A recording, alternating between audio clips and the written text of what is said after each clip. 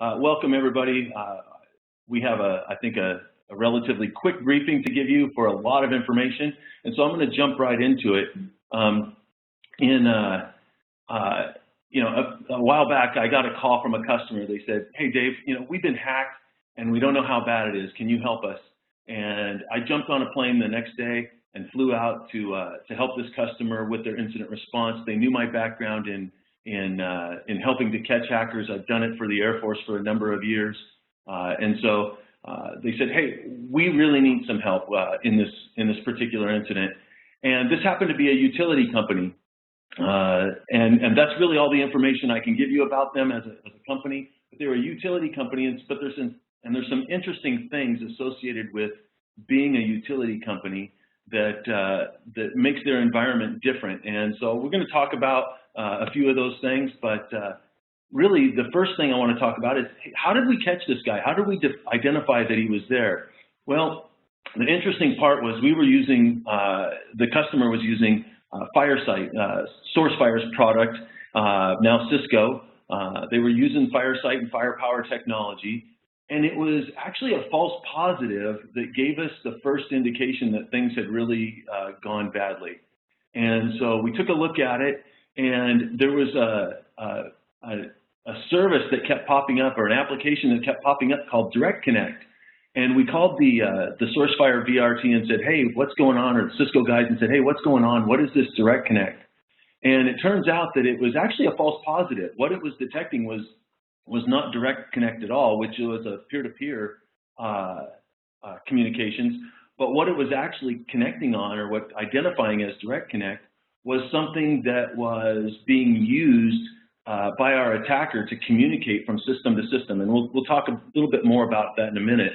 And my point here is that not all false positives are bad. This was clearly a false positive, and then it wasn't detecting what it said it was connecting. It was really detecting something completely different. And a lot of times these false positives will also add value to your incident response and forensics capability. So I never delete events when I'm in my intrusion prevention and intrusion detection system. I always keep them as long as I can maintain them, and my database will hold them, because they may turn out to be valuable when I get to do an incident response or a forensic situation and need to have as many packets as I can possibly get. So one of the utilities that we were using, again, was Cisco's Firepower system, and certainly it was not the only utility. But we then took the information that we were getting out of these Direct Connects, and we actually did some wire sharking and some TCP dumps and gathered additional packet information. And we used that to identify additional signatures, if you will, that were occurring on the network. Now, this was stuff that SourceFire Cisco had no idea was going on at the time.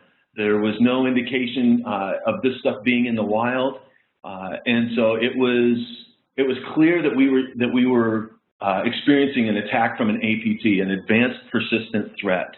And I know that term gets used a lot and abused a lot these days, but I think you'll agree with me by the time we get to the end of this presentation, that we were definitely dealing with one of the worst of the worst when it comes to somebody who would attack your network. We spent a tremendous amount of time and resources to capture packets, to do packet analysis, to look at firewall logs. We did a ton of work to get as much information as we can about what was going on with this particular APT and this hacker that was in our environment. We created custom rules to identify when a system was compromised. And again, the way we were identifying compromised systems would be that they would have this Direct Connect protocol or application associated with them. Some of the things that made us decide that this had to be an APT was that our antivirus was not coming up with anything. Certainly there were viruses that were detected during the time of this incident, but they never correlated to any of the activity that we saw from the incident itself. There were multiple systems involved, and it seemed that on a daily basis, the number of systems that were involved would vary. One day it would be in the, under 100, and the next day it would be over 300 devices that were involved. there was no correlation in the firewall logs. And this was probably the most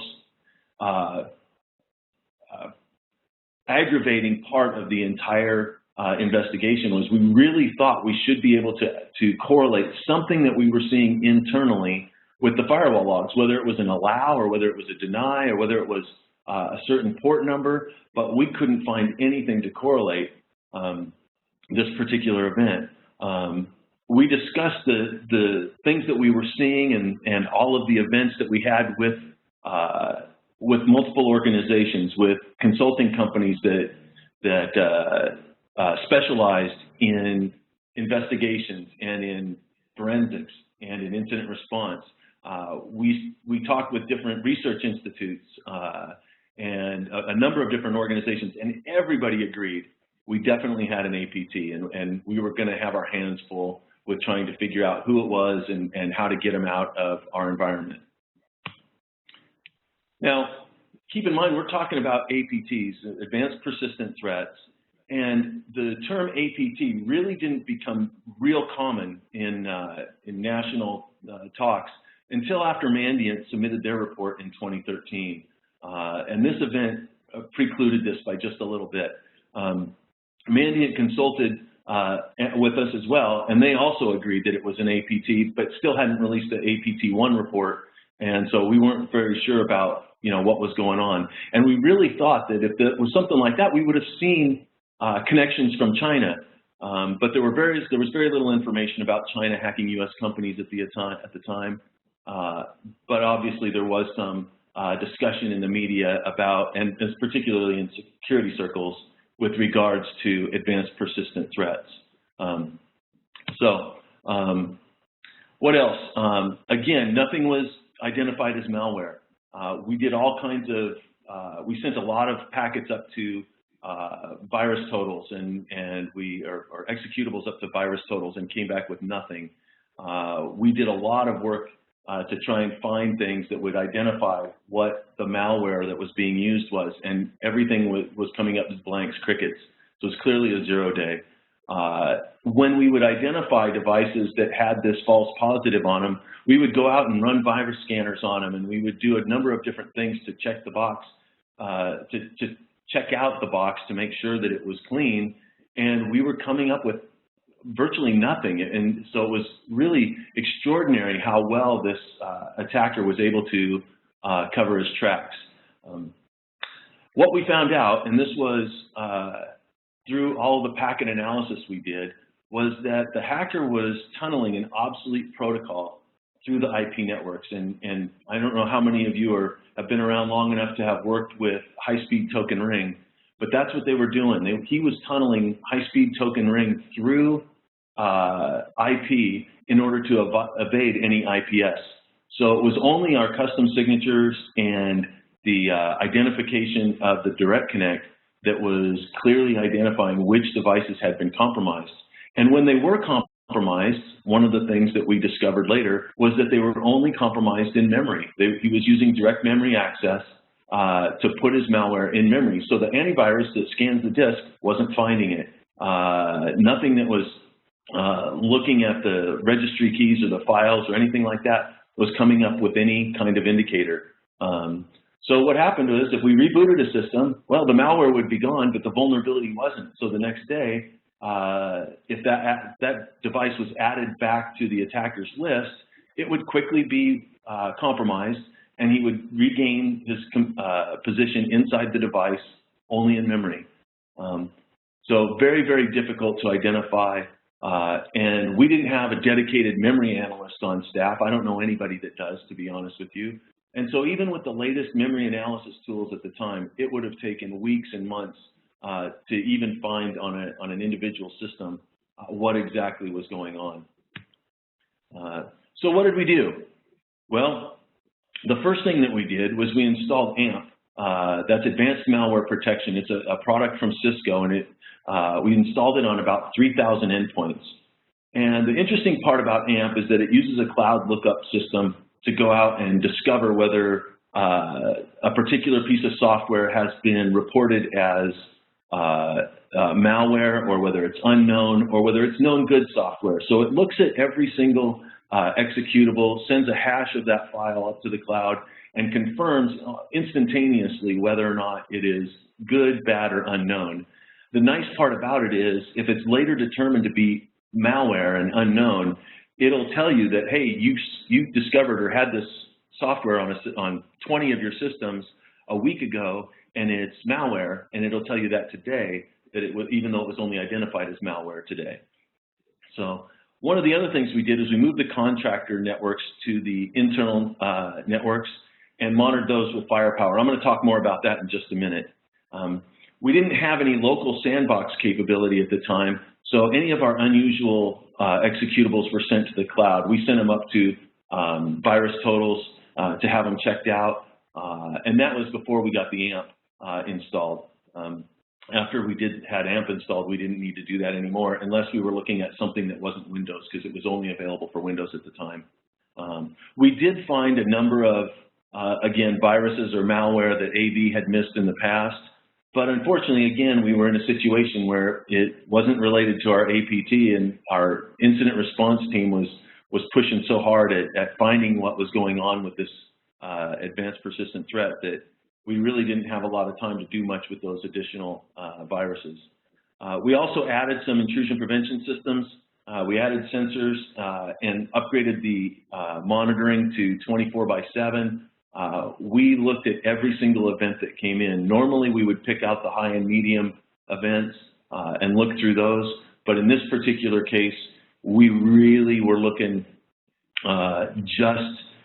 we were looking at everything. If it came in as a security event, we searched it to the end. I'll tell you what we didn't do, because when you get into a situation like this and you feel like you can't control what part of your network is compromised and what's being exfiltrated and what's going on, we were very concerned about what an attacker might do if they discovered that we were onto them, that they knew we were there. And one of the scenarios that kept playing out over and over again was, well, you don't want to get caught if you're the hacker, so you burn the fields as you retreat. You try and cover all your evidence. You destroy the hard drives. We saw that happen in the Ukrainian attack, where the attackers that attacked the Ukrainian power station there shut out the power for 80,000 customers, and on their way out, they erased all of the hard drives of the SCADA systems that controlled it. And it was just an effort to cover their tracks. Well, if we got into a situation where we started to play what we called whack-a-mole, whereas we see a system pop up that we think is compromised, so we go over there and we do something to it to make it not compromised, whether we reboot it or whether we turn off some service or something along those lines. If we got into that situation, we were afraid that that would tip the hacker off that we were onto them. So we didn't want to do that. We didn't want to get into that whack-a-mole situation, and because that could also go on for a very long time before you go get into any real information. We talked about all kinds of different scenarios in order to fix this, and one of them was a go dark plan, which meant we basically turn off the internet. We'll disconnect all of our outgoing internet links, and we'll isolate this thing, if we can, to internal systems, and maybe we rebuild everything. And we even came up with a plan where we could start at 5 o'clock on Friday night, and by 8 o'clock on Monday morning, we would have every single Windows computer in the organization rebuilt by the next morning. We didn't have as much VM then as we have now, and so as a result, it would have taken a significant amount of time and manpower, and it was going to be, we bring everybody in to do this kind of thing, and we work all weekend long, 7 by 24 to get it done. And then, of course, we also considered the whack-a-mole plan, but that really didn't gain any traction, again, for fear that our attacker would discover that we were onto him and burn his way out of the building or out of the network. So what did we do? Again, we closely monitored the traffic. We looked at what is leaving that would indicate the who, what, and why of the attack. We were looking at every piece of information that left the building. We started scouring through every FTP session, and we found a lot of interesting things. And when you get into a deep investigation like this, you find out about some things that are going on that probably shouldn't be, to be honest with you. And so it was a very eye-opening, all of the other things that we found as we were investigating this particular incident.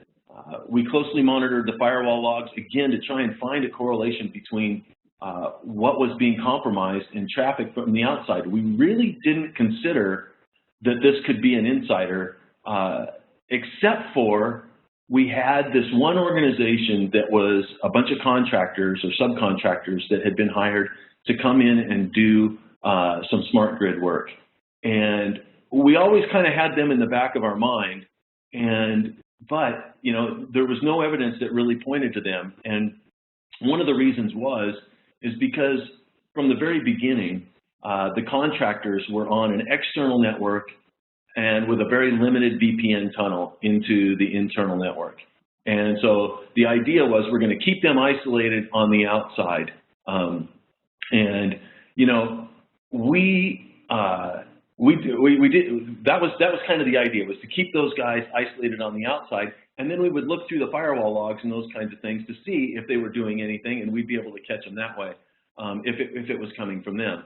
And to be honest with you, that didn't work very well, and I'll tell you why here in a minute. We did reset the Firesite capability nightly, because if you're familiar with that technology, it identifies all the services and applications and protocols and client apps and all those kinds of things that are being run on the network, but it keeps that information for a default period of time. And in this particular case, it was keeping that information for 7 days. Well, in 7 days, the number of systems that have been compromised and those that have been turned on and turned off changed dramatically. So we started every morning by clearing out the Firesite data so we would get a new, fresh look at what had been compromised and what was currently being used as a compromised system by our APT. We monitored, again, dozens of sensors and all the AMP implementations with the Firesite Manager. That really helped us to correlate all this information into one place. And then, you know, we moved the contractor network from that isolated external network to an internal network so that we could do more IDS and IPS monitoring on it.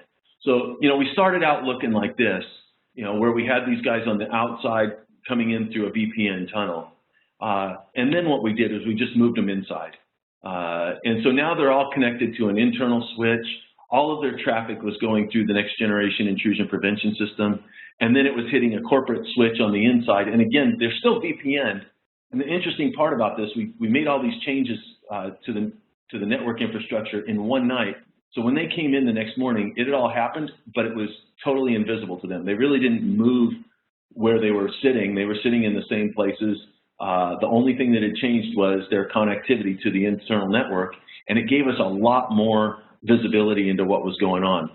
Now, one of the key things in here is that these subcontractors carried their own laptops. They were not given a corporate laptop. We did not have administrative privileges to their laptops, so we were not able to install our own antivirus, install AMP, and so we were very blind to what was on their particular systems. So we got them on the internal network, and I want to talk just a little bit more about what we did, because the cost of these incidents is so high. You know, we met twice per day with both IT and OT security teams, and there were as many as 25, 30 people in the room on some days. And again, this, you know, had meetings morning and night to tell everybody what was updated, what we were changing, what the plan was going forward, all of those kinds of things. We scanned and cloned the hard drives of many of the compromised systems. We would go grab the hard drive and then just scour them as much as we could for any signs of compromise. And again, we really didn't get a whole lot out of that, but it was a tremendous effort. We updated all the antivirus signatures. At the time we were using Symantec, and we pushed all those updated signatures out to all of the devices that we managed and controlled. We also deployed some open DNS monitoring.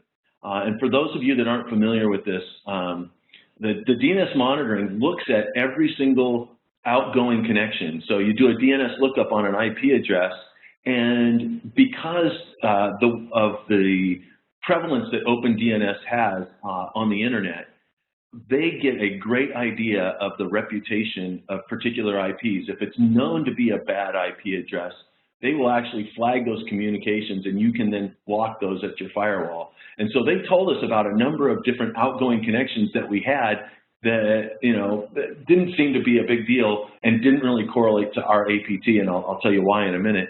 But still, a really great technology that we discovered during that incident for identifying things that are being sent out of your network, particularly things like botnet traffic and people hitting unreliable or very low quality websites that have been compromised themselves. How do we capture the guy? Let's get down to the bottom line of this thing.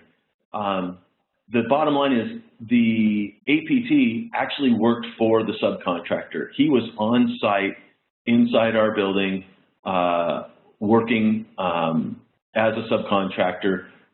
He was actually in a non-technical job, but obviously he was very, very technical. Before we caught him, though, he had set up a couple of his coworkers to look very, very suspicious. He had put malware on their systems and a lot of pornography and a lot of other things that would make them look very, very suspicious. And so our first couple of times at looking at folks in the subnet turned up that, they looked good for it at first, but then when we started to look for the code that would be required to do high-speed token ring over IP, it just wasn't there. And we said, this isn't the right. This isn't right. This isn't the right person, and we got them back to work. Then our attacker, I think, had a major malfunction, and because of our change in the network configuration of bringing them inside, we were able to see this. And what he was doing was he was plugged into the wired network. Excuse me. He was plugged into the corporate network through an Ethernet cable. But at the same time, he was connected to a 4G Wi-Fi hotspot that they had set up inside of the organization. The subcontractor needed to be able to communicate back to the contractor and to the project managers of the project. And the corporate network wouldn't let them do it. Their VPN said, no, you only have access to this area within the network, and so you have to communicate this somewhere else, some other way. And so they came back and said, well, we can put it on this one system and send it out through this 4G hotspot that they had set up. Well, interestingly enough, they had set that up, but they had never notified IT. They'd never notified security. So we're going through this whole incident and not able to see that this particular device was being used to actually download the smart grid technology that the contractors were hired to develop, and then sending it out over the 4G network. So all of the work that we did to identify what he was doing through firewall logs was for nothing, because guess what? He wasn't using the firewall logs. He was using another device that was easily set up and easily used and very, very difficult to detect. Fortunately, what happened was there was a malfunction in the Wi-Fi device, in the 4G Wi-Fi device. I suspect it lost signal. It got turned off. The batteries died. They kicked the wall out of the port. I don't know how it happened, but there was a malfunction. And when it malfunctioned, the dual-homed laptop that the contractor was using tried to communicate back through the internal router, and when it did, the IPS picked up that there was a IP address that didn't belong in this network. And it said, this doesn't make sense. And I saw the event when it came up, just about the instant it came up, and I did a DNS lookup on it, and sure enough, it came out to be a company that provides these 4G wireless hotspots. And I immediately said, I know how he's getting the data in and out of here. I know why we haven't found it in the logs. I know why we haven't found it in our SIM. Oh man, I can't believe we missed this. And sure enough, we tracked it back, tracked the IP to the MAC address to the switch port, which led us right back to the desktop. And of course, we went down and we grabbed the hard drive. We grabbed the laptop off the person's desk. He wasn't very happy about it because it was his own personal laptop. Like I mentioned, the contractor had these guys bring their own laptops in, and we ripped the hard drive out of it, made a forensics copy of it, and quite honestly sent the contractor home. And when I say we sent him home, we pulled his visa. He was hired out of Southeast Asia and had obviously, and we learned from his hard drive, had spent a lot of time in China, had been trained in China, and as a result, we're pretty confident that he came from one of these hacking groups that is coming out of China. So it was quite a, very exciting, I guess, end to the investigation. As soon as we pulled his system offline, the very next day, all of the malicious traffic that we've been seeing, all of the direct connects, all of the high-speed token ring through IP had been was gone. It didn't start again. We rebooted and we were back up and running. From the investigation of the hard drive, I believe we were able to find all of the, and at that point in time, my job was done, so I'm back home now. But I believe that knowing the security people who were working that they were able to find the malware that was responsible for compromising the systems, what vulnerability they were exploiting, and how they were putting the executable into memory and not writing anything to the hard drive. They were able to find all of that. And I got to, my hat's off to that company because they really had a very well thought out incident response plan, and their incident response team was top notch. We learned a lot of things in the course of doing this, and there's a lot of side notes that we learned about, how antivirus wasn't very effective, and while our AMP deployment was more effective and did find a bunch of things, it wasn't necessarily the most effective at being able to isolate an APT. That was obviously very, very difficult to do, and I don't know how often they catch those guys on site. Oh, and by the way, he was not arrested.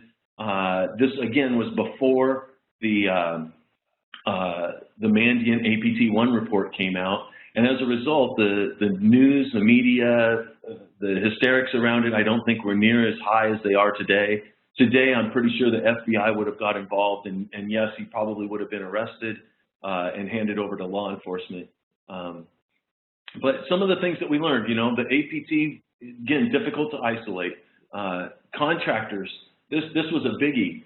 Putting them on an internal, heavily monitored network was absolutely key. If he had still been out on that external network, he would have still had the access to the internal devices that he was gaining access to, and he would have not been detected when he had a problem with his 4G Wi-Fi hotspot. And so we found out that there were a number of blind spots in the operational network, and those made it more difficult. One of the things that I haven't talked about a lot is that the people who were involved in the incident response came from both the IT side of the house, the information technology side of the house, but also they came from the operational side of the house. This was a utility. This was a company that has that is responsible for providing electricity to a lot of customers. And as a result, there are people that work on that operational side that are very concerned that a hacker might find his way from the IT side into the operational side, or that maybe there was a way for him to get in the operational side first and make his way back to the IT side. And because we never saw anything on a firewall log, we could never be sure that that wasn't the case, that wasn't happening somewhere, that there wasn't a back channel office or a back hallway network that was being dual homed and bridging the IT and the OT network. We would hope that they would be completely separated, but we know in this day and age that they rarely are. There's always a connection. There's always something that's set up to help somebody do their job and then not taken down afterwards. So one of the things that came out of this, one of the biggest things that came out of this was that there's a bunch of blind spots in the operational network, and that makes decision-making much harder. When you have to think about how you're going to take a particular action, but you can't see what's going on in a particular area, you almost have to assume worst case, and that makes things even more expensive and more difficult to do. So, you know, I'm going to talk more about these two and what Thomason Technologies has done around these last two after action items. But the second one is that incidents are real expensive. You know, you have to re-image systems, you get all these people involved, you get to modify networks, you're contracting consultants, you're buying new technologies. There's all kinds of things that go on in the course of an incident response, and there's not a one of them that is cheap. Every one of them is expensive, and you have to make decisions quickly. And so we've also done some things to try and help in reducing the costs of incidents. And so I want to talk a little bit more about these blind spots and the expensive incidents.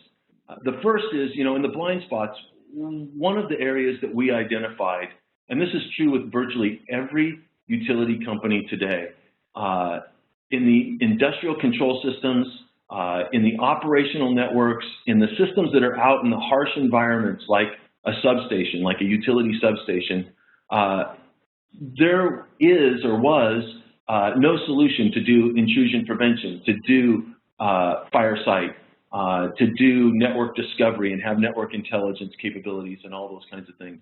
There just wasn't a solution for it. So Thomason Technologies has worked together with some of the best vendors in the world to put together some ruggedized hardware and software in order to be able to provide visibility into these harsh environments. So the TTL 1000 is our first one. Again, it's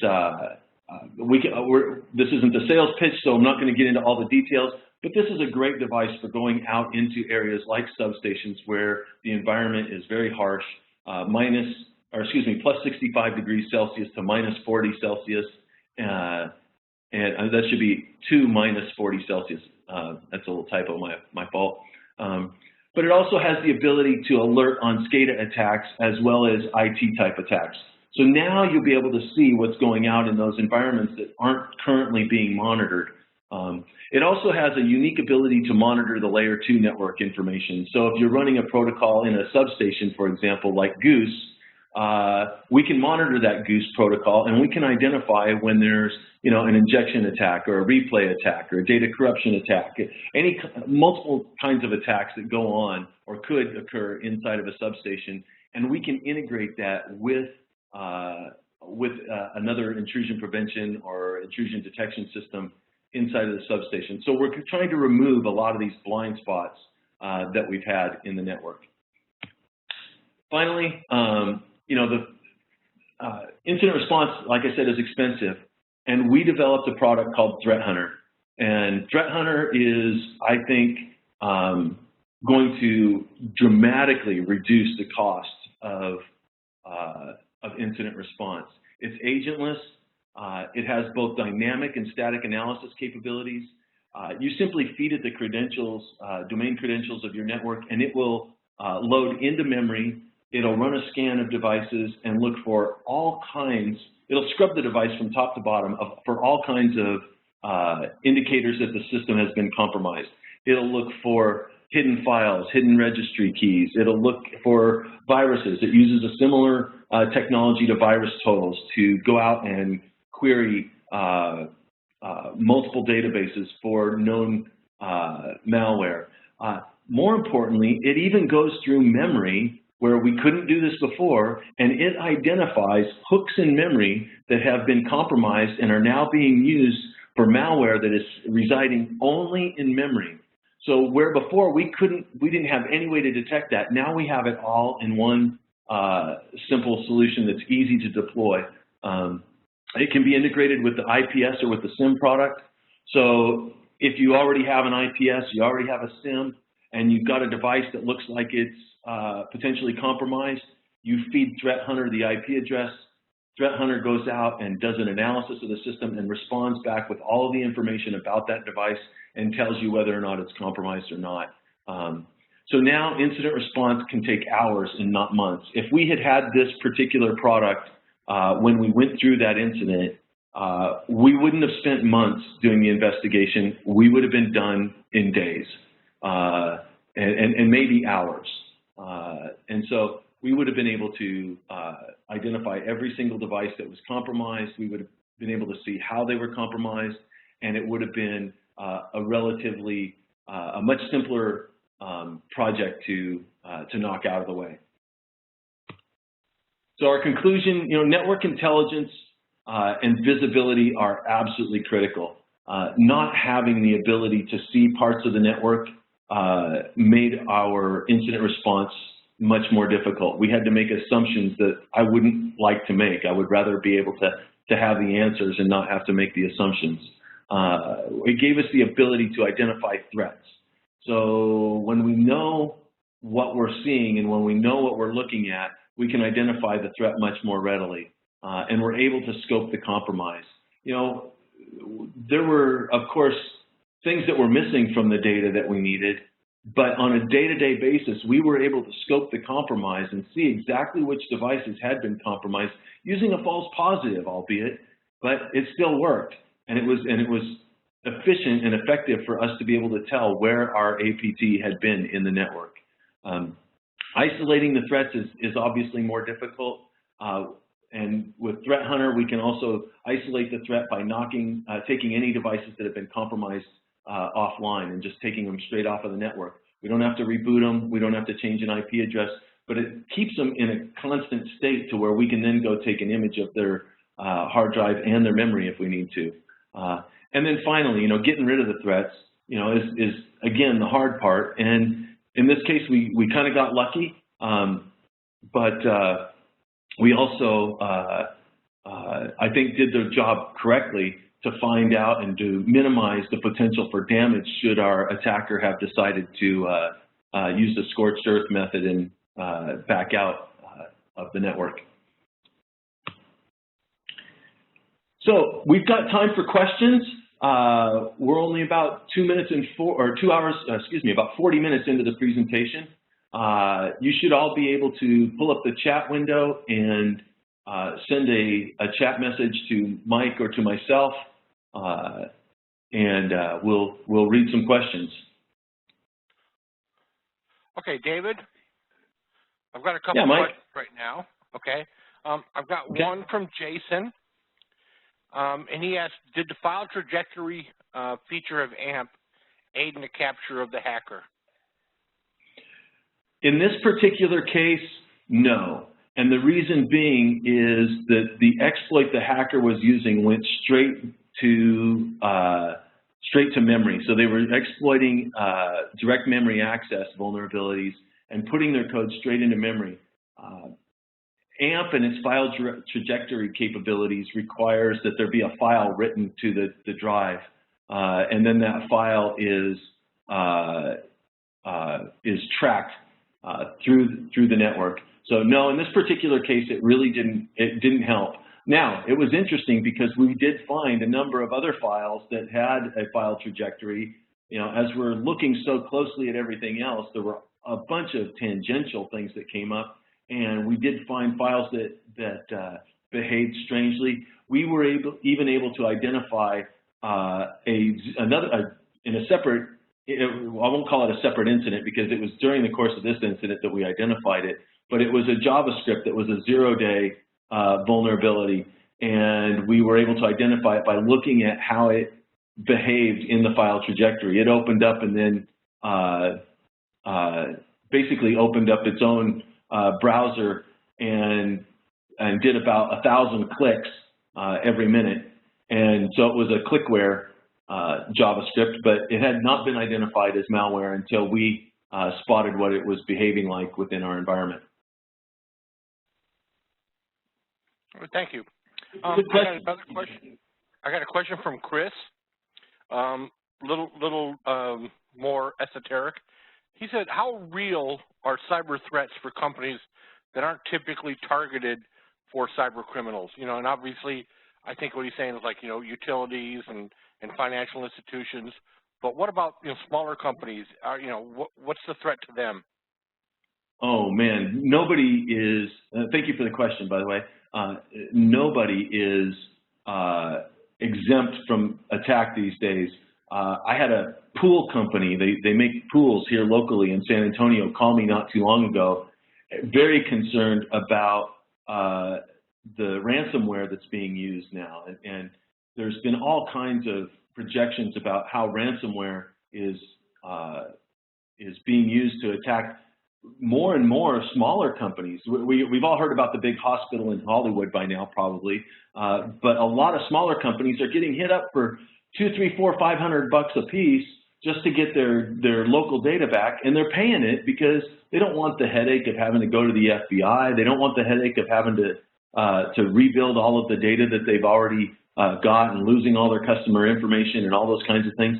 So they're just rebuilding the data and paying the ransom to get it back. And so everybody, I think, is a target these days. I don't think there's anybody, even individuals, are having ransomware attacks because they've spent, hundreds of dollars to have photos stored out on, on a Drobo or out on a drive that they've got, and the hackers come in and encrypted all their photos, and they can't look at them anymore. People are paying, regardless of size. Everybody's paying these days for cybercrime. I don't think anybody's exempt. Thanks, David. All right, I got another question from Michael. He says, you mentioned that you were able to scan replicas of the hard drives. How did you get corporate buy-in to re-image or to image the drive, and how close to the event time were you able to image them? So corporate buy-in was actually very easy. Right from the get-go, when the chief financial officer and legal counsel for the company were involved in the incident right from the very beginning. And so they were the ones that suggested that they bring Thomas & Technologies to come help with the incident. And essentially anything the incident response team needed, they were go for. They said, go do it. And one of the interesting legal battles and I won't even call it a battle, but because we thought it was going to be a battle, was when we discovered that it was one of the contractors and it was his personal laptop. There was a question of how can we go take this guy's personal laptop away from him? And the lawyer, our chief legal counsel, said, just do it. And so we did. And we went down and got his laptop, and of course he was screaming and very upset that his laptop had been taken. And we took his hard drive out and we gave him a replacement hard drive and said, thank you very much, go home. And he was done. And so, I think that was probably the most difficult question that we had. The hard drives that we did grab, we tried to grab them as quickly as we could. If we saw a system that had just been freshly compromised, and we set up some alerts to identify those. If a new service appeared on a device and it was identified as Direct Connect, we knew that that box had just been compromised. And so we would go immediately to that box and work on, we had some tools that we had internally for making a forensic copy of the drive, and we would go directly to that box, kick the user off of it for a while, and clone the drive. And so we did it as quickly as possible. Again, it wasn't terribly effective because the hacker wasn't writing files to the hard drive. But at least we had forensic copies if we ever did find the malware on that. I hope that answers the question for Michael. Yeah, he said he was looking for your answer exactly. I got another question from Denise. Okay, and she's actually in the compliance area of her company. She said, what do you see as a difference between compliance, regulatory compliance, and a really effective cybersecurity program? Wow.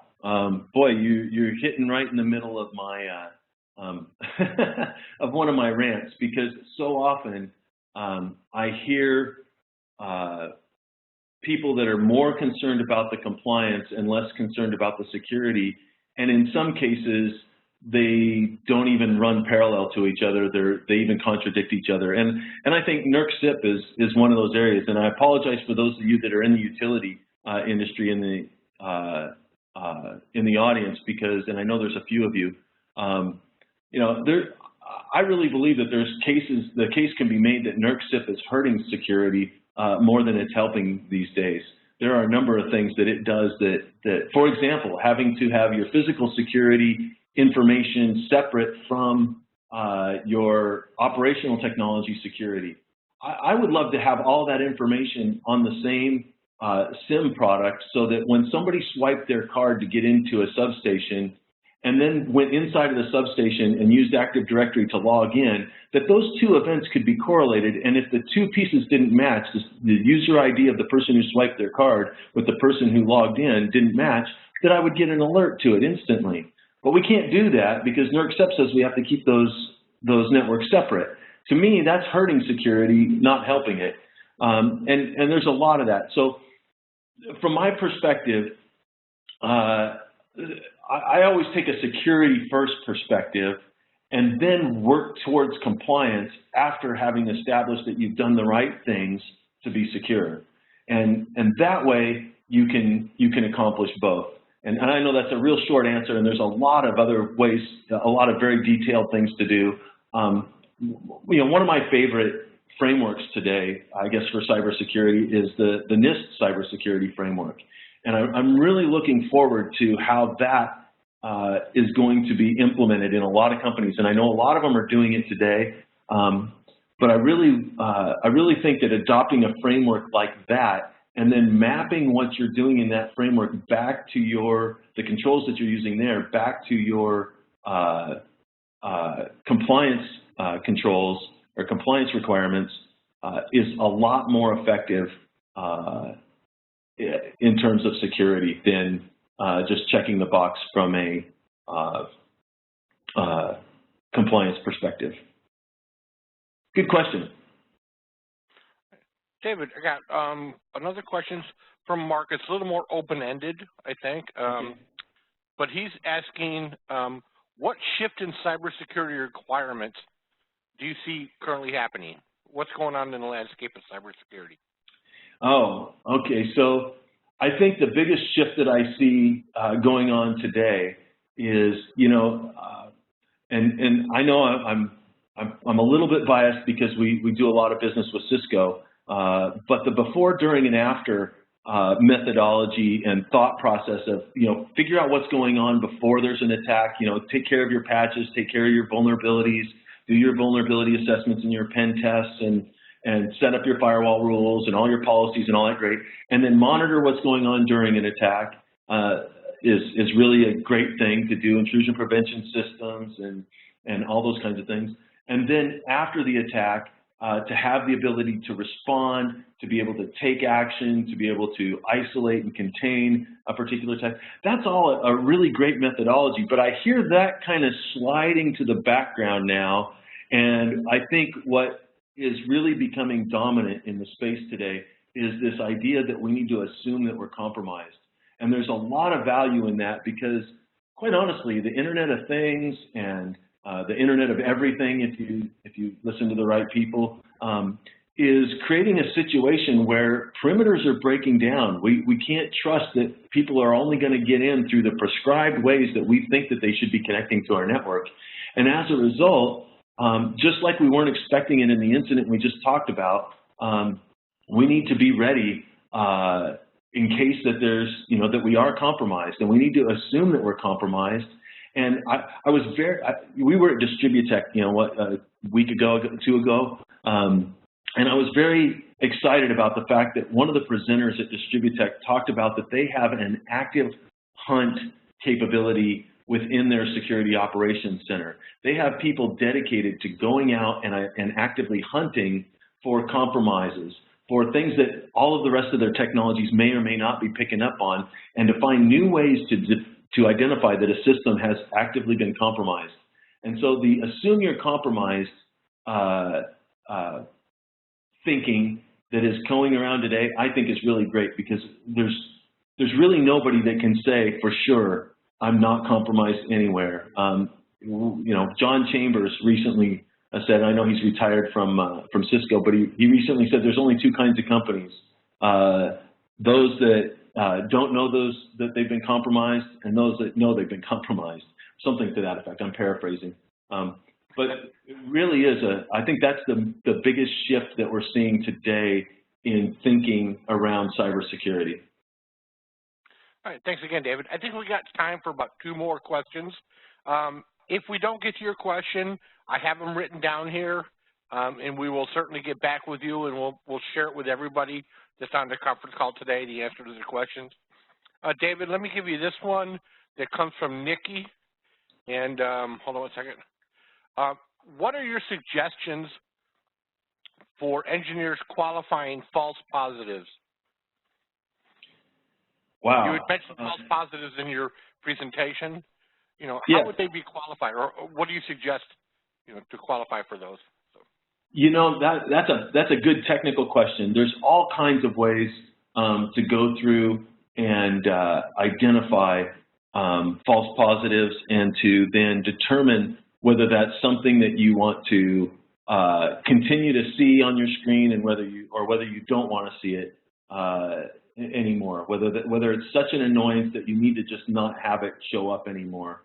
And, you know, one of the ways to do that is to evaluate the particular event that you've determined is a false positive against the host or even the subnet, if you will, that you've spotted it on. So, for example, let's say you're getting an alert that says somebody's using an exploit that would work on Linux systems, but everything that you have in that particular subnet is a Microsoft device and it's running Windows of some sort. Clearly a false positive. So in that particular case, I would qualify that false positive and silence it specific to that subnet and not globally.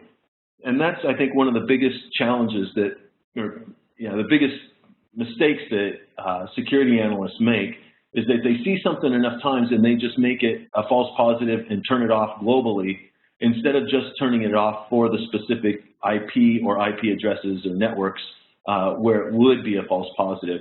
So you always want to take that event and apply it to the most granular component that makes sense.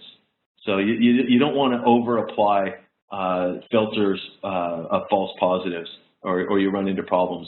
And you know, that leads to me to one more comment too, and I think we'll have to finish up with this question. And that is that a lot of the IPS systems have started to do kind of some self-tuning based on what they see in the network.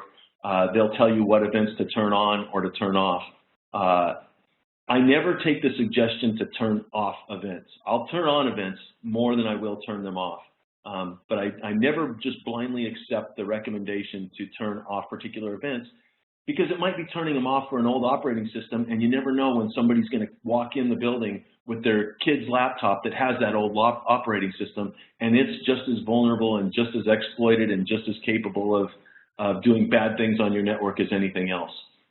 So just be careful of doing that. So, all right. With that, I think it's time that... Go ahead, Mike. Well, I was going to say, thank you very much, David. And I was going to announce what I think you were going to say. It's time now for those of you who have really sat through this whole thing just so you can find out who's going to get the drone. David's going to tell you who the winner is. All right. The winner is Andrew Bellinger. Andrew Bellinger is our winner. Andrew, we'll be sending you an email, and we will send you an email to get your contact and address information and where to send the drone. I want to thank everybody for joining us today, and have a great rest of the week. Thank you.